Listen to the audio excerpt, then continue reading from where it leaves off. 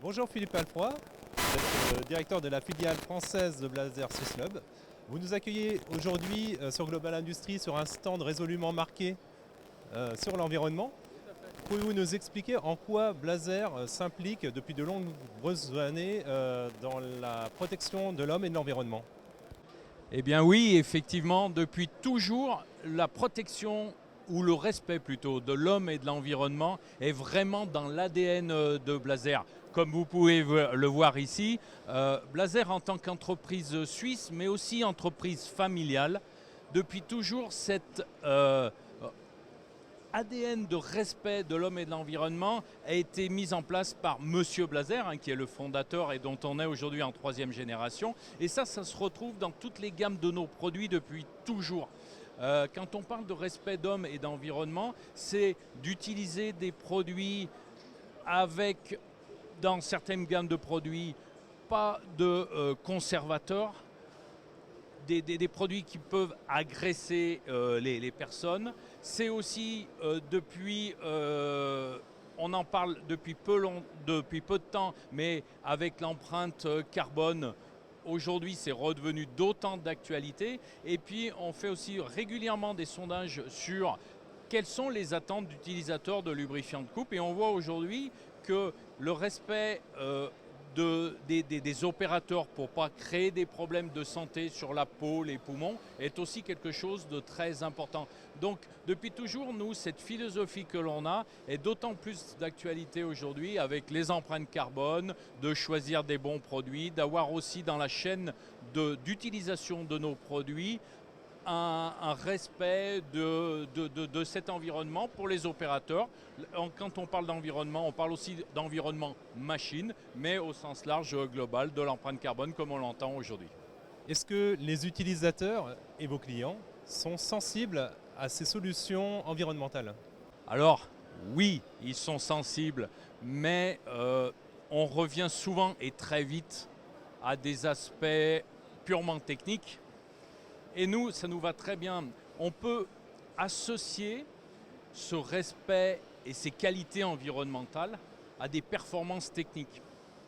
Et l'un n'empêche vraiment pas l'autre. On n'est pas obligé de choisir. On a aussi un slogan qui dit l'un ou l'autre. Non, je choisis les deux.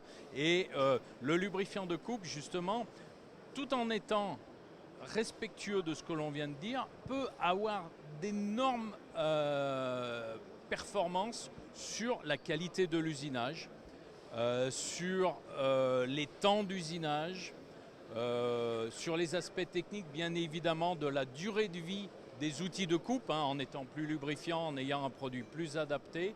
On est dans un environnement de machines. Beaucoup de fabricants de machines préconisent aussi nos lubrifiants parce qu'on respecte les machines. Les machines, c'est un investissement.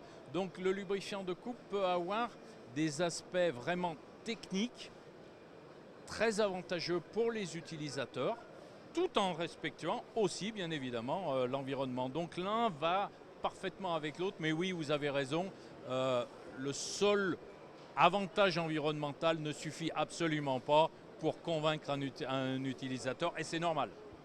Que répondez-vous aux utilisateurs ou utilisateurs potentiels qui trouvent ces solutions environnementales trop chères? Cet aspect économique revient systématiquement, et c'est normal. On se doit d'être un utilisateur se doit d'avoir des coûts de production les plus justes et les plus économiques pour ses clients. Alors le prix d'un fût, oui, peut être un petit peu plus élevé par la qualité du produit utilisé, mais derrière c'est un investissement pour justement augmenter cette productivité et diminuer ses coûts de production. Quand on parlait précédemment de durée de vie d'outils plus importants, c'est des consommations et des coûts d'achat d'outils plus faibles. Donc là, c'est des économies directes. Quand on a un lubrifiant plus performant, on peut avoir des temps d'usinage plus courts, donc des temps machines qui sont, eux, vraiment des temps conséquents, plus importants. On peut avoir de très nombreux avantages aussi. On parlait initialement des opérateurs.